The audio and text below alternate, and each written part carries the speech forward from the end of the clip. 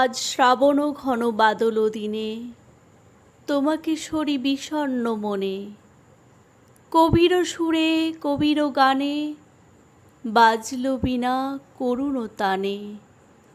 রবি গেছে চলে দিয়ে গেছে ফাঁকি, সজল হলো আজ সবারও আঁখি তোমার চরণ চিহ্ন ছুঁয়ে।